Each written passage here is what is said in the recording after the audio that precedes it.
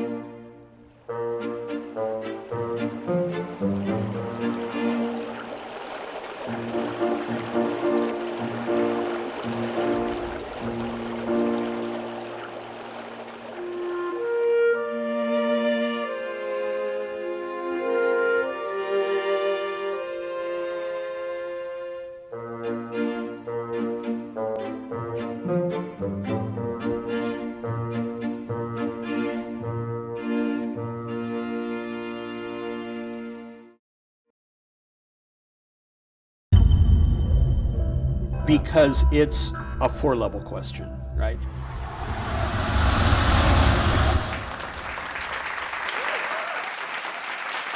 With us tonight at this table, post-digital visionary Ted. It sounds like you're running against the currents here. Yeah,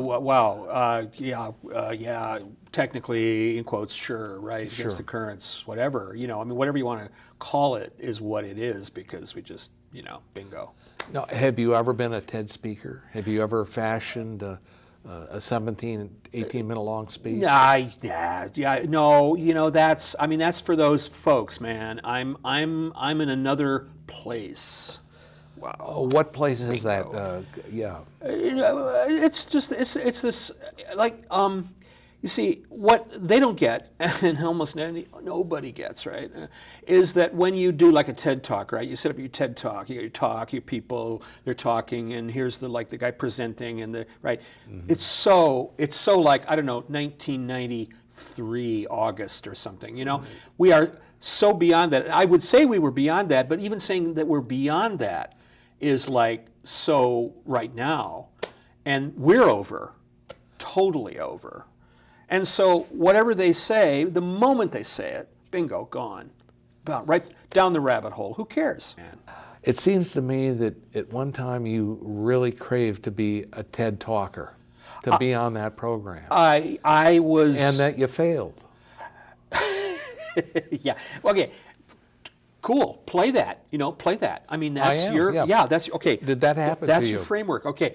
Happened to me, yeah. I mean, there's a narrative where we could say this happened to me, blah, blah, blah, right? Yeah. But really, what I am and what I'm doing is I'm trying to talk about all of those narratives were born in brackets, dude. You know what I'm saying? Like, we're born in brackets. What does that mean? I don't know what you're saying. Yeah, well, no, you don't, because we're at different levels here, and what we're trying to do is get to the same level. Okay. Yeah. Okay. Right. But does that mean me climbing up to you, or you coming down to me, or what? I don't spatialize it like that. In the post-digital world, mm-hmm. What is a search term? Wow, I like that. Yeah, I like that question, right? And you know why I like that question? Why? Because it's a four-level question, right? All the levels are kind of, I don't know, oscillating together with that question, because what is a search term? Yes. Question mark, right? Okay. How do you select? How do you select your own personal search terms? My personal search terms are not personal, but they are search terms. But they must come out of your head or your heart or something? They occupy a space which I call post-digital. Okay, right? fine. And there they are. Okay. And here I am. Uh-huh. But my interaction with them, I couldn't call it appropriation anymore, because appropriation is so performance art, New York, 1977. Sure. Mm-hmm. Any advice for those of us who still live in a digital world, who have just love it, do it, do what you think you're doing, let it be, just don't mistake it for the edge, man, because the edge is asymptotic, right? We talk about being on the edge, what being is that at word? the edge. Can be approached, can never be reached. Oh. Can be approached, can never be reached. Can never be reached. Wow, it just misses every time. That's why I love it so much. This is where we are, Where we are is this. Gotcha.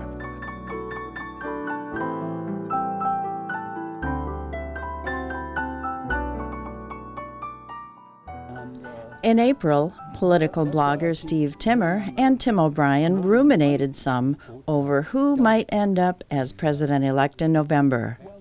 Now we know, but last spring only a few foresaw what could happen. I know that you don't confine yourself to Democratic politics.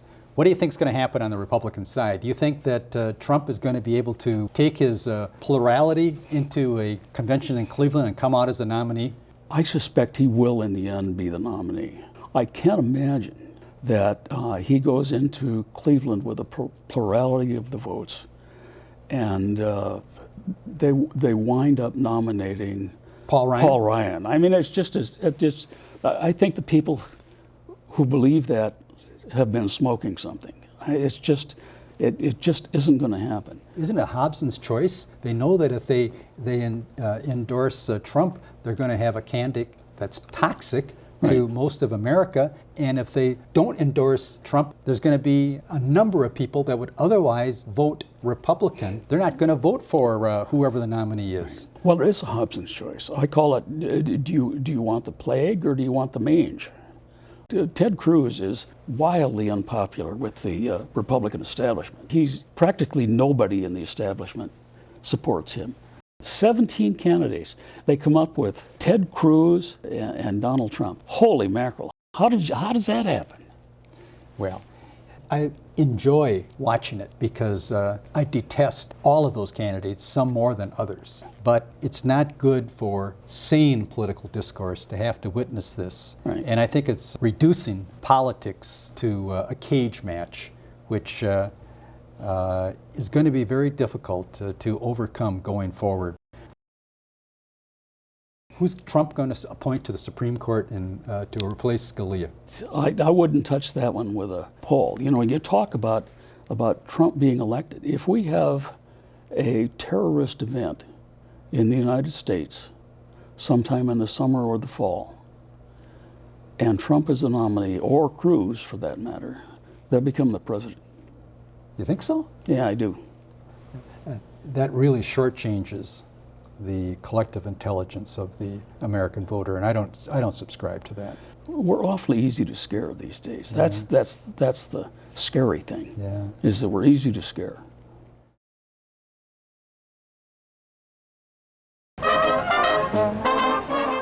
In September, Money Magazine ranked Eden Prairie America's second best small city.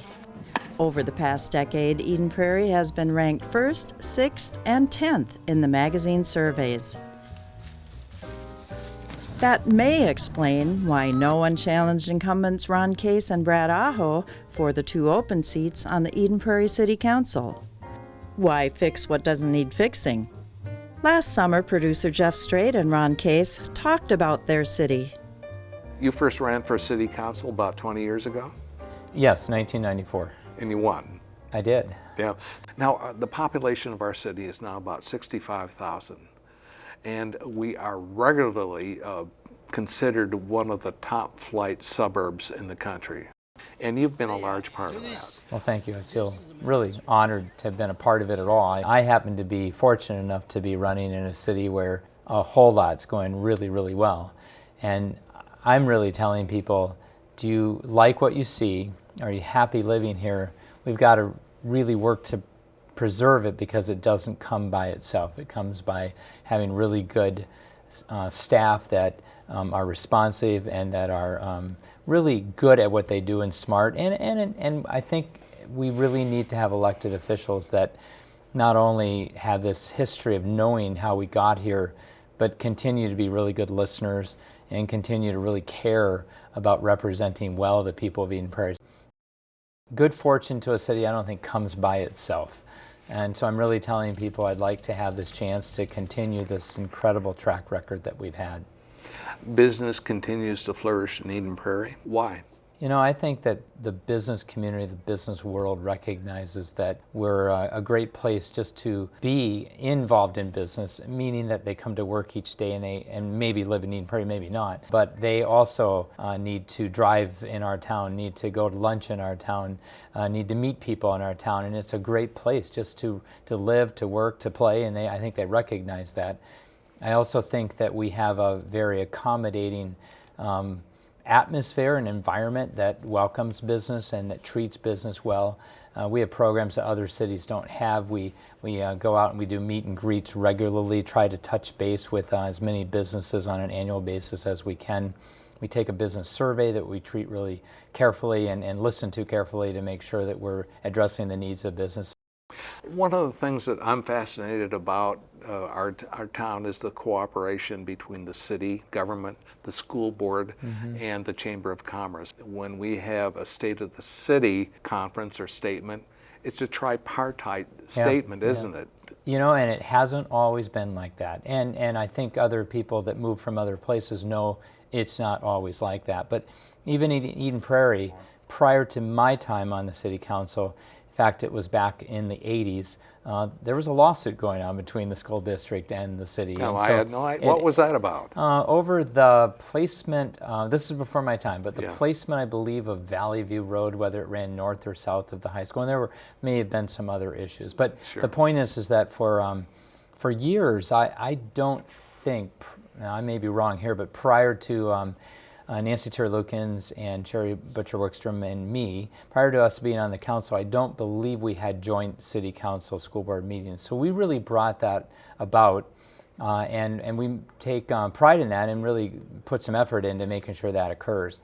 And then the Chamber of Commerce has not always been exactly eye to eye. Not that we are exactly today on everything, Sure, yeah. but I think there was a lot more conflict about the time of the airport expansion issue and the city dealing with a potential court case and having the chamber in favor of the expansion and the city council in the late 90s not being in favor, or at least even though we ended up accepting the expansion, at least making sure that we got the protections that we needed for the people of Eden Prairie. Now, one of the things I've been involved with over the years is protection of those small pockets of open space that weren't part of the city's plan. Thank you for all you've done, by the way. Well, with we've that. been remarkably successful, and probably wouldn't have been if we lived in a different city, because we work with real bright people here. All the citizen groups I've worked with over the years in our town has probably more open space and parks than any other city per person in the metro area. And that's a testament to a lot of citizen activists over the years, a good city council, a good park system, and city management. What's it like living here for you personally? Do you get out in parks and enjoy it? I think probably not enough, just because of my life work style these days. However, when we do, I really do love it. My wife and I were biking a couple weeks ago and just going on trails that we had not been on. We have, 170 miles or something of bike trails. It's a lot. And our park system, having a neighborhood actual playground area within each section of the city so that so no one has to go more than a mile to get to a park. That's an incredible planning way back, even as far back as our master guide plan in 1968. So just the fact that we've been able to be a city that had this ability to go from being a farm area where you could actually truly lay out everything, almost like a planned area, planned development, and have a master guide plan that not only was developed, but we actually adhered to it. I think that's pretty unique and pretty amazing. And I think people recognize they move into Eden Prairie ostensibly in the beginning for our schools and the safe environment, but then for our parks and just for the general environment that I think we exhibit here in Eden Prairie. We have an amazing place to live. Now, Round Lake is currently undergoing renovation for the ball fields and the aquatic center at the Eden Prairie Community Center. Both phases are now complete and people are using them. What's left for you to do? We've shown in the past, in various stages of Eden Prairie's political history over the last 50 years, that now and then a council will come in and great things will get done that are still around today. And every now and then a council will come in that will be of a certain mindset or attitude where we're not going to spend any more money. In fact, we're going to cut. And in fact, there have been councils over the last 25, 30 years, and for sure candidates that threatened we should sell off the senior center, we should sell off the art center, city shouldn't be in that kind of business.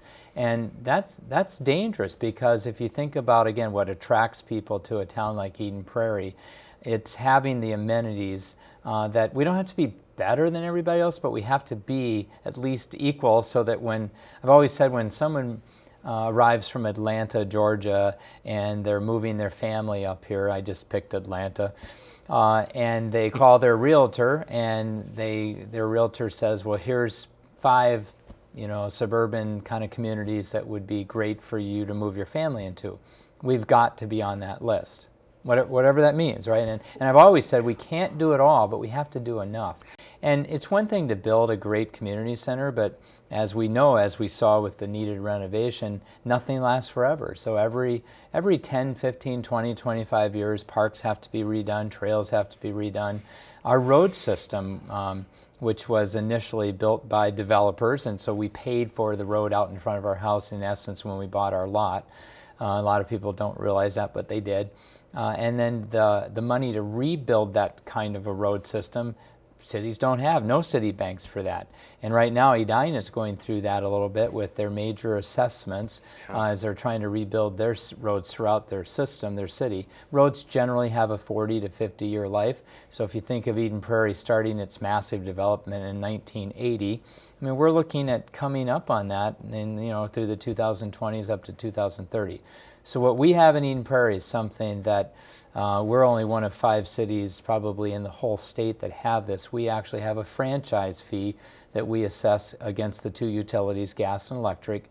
And so yes, people should look onto their bill and they will see every month a $2.50 franchise fee assessment.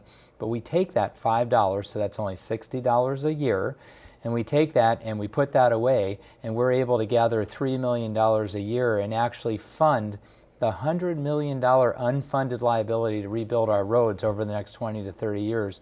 We now can do that without assessing people. That's huge. So when you either live in your house for a long time, and you will not have to face the $26,000 assessment that other cities will have to assess, that can get amortized, but either way it gets put on to they have to pay it some way, one way or the other.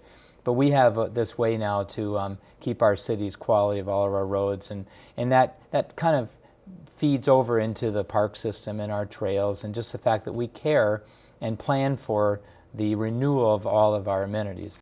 Now Eden Prairie is basically kind of built out. Not that much developable space remains. So as our city ages, kind of like Minnetonka or Edina, we have to plan for that. What do you see coming up in the next 4 years? There's the aging piece of, you have these infill 5 and 10 acre parcels, and we still have a couple left. And they're difficult to develop because there's intact neighbors all around them that we have to be careful to be aware of their needs. At the same time, the land value supports a certain kind of density. So there's going to be issues with that.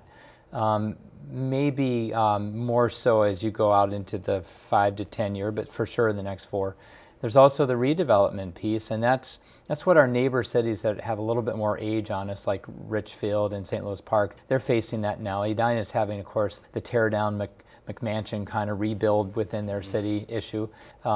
But we might someday begin to see older neighborhoods that are actually renovated or rebuilt. And that has its own issues and problems. And then just the aging infrastructure, just planning, as I mentioned, with roads and trails.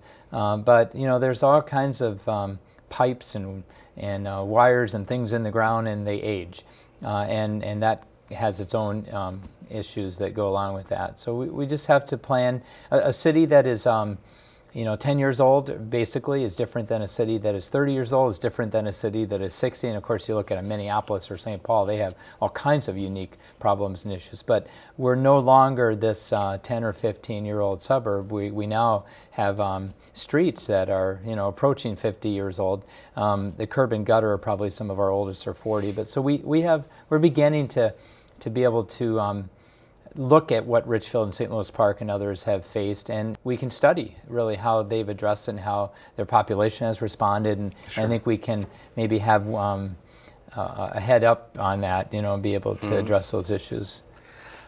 The city of Eden Prairie has also been very successful in being more efficient in terms of the use of fuel for its vehicles and its buildings. According to the city manager's report, we saved over the past decade $760,000 for vehicle fuel and $250,000 for heating and air conditioning the city buildings. What more are you going to do? We had a workshop on that, and we're actually looking at that. We're not sure if we want a particular 5-year or 10-year program again, or if we want to build on what we've accomplished. We absolutely can improve from where we were in the last 5 years and 10 years with our efficiency and our fleet. I think it's really not that we have achieved or accomplished or arrived, but I think it's continuing on with the path that we're on, and we are definitely making progress. And it's exciting to see the monetary results come in now, so that I think will spur us on to do even more. It is. It's a program that really annual. Worked. Yeah. East Bank Station. There are controversial things about some of these transportation plans. One of them is transit. It doesn't have the broad bipartisan Back in June, the $1.85 billion Southwest Light Rail project was still short $144.5 million to match $928.5 million from the Federal Transportation Administration. The council has consistently been in favor, at least 4-1 in terms of supporting light rail line when it came to approving what we had authority to approve. Yeah, I've asked, met council previously, about 6 months ago, to say what are the options if we don't have a Southwest Light Rail line, and there aren't any. The council recognizes the value and the need of being one of the cities along the radial lines that go out through the Twin Cities. And in 30, 40, 50 years from now, we would deeply regret if we didn't jump on that train and get on board with the light rail line. The call for a special legislative session that would deal with transportation and Southwest funding fell through the cracks. I think it's very unfortunate, the political games that are being played with Southwest Light Rail. Republicans had put the Green Line extension into harm's way. But with prompting by Governor Dayton and others, 3 regional agencies found ways to fill the gap. Southwest Light Rail is now moving forward.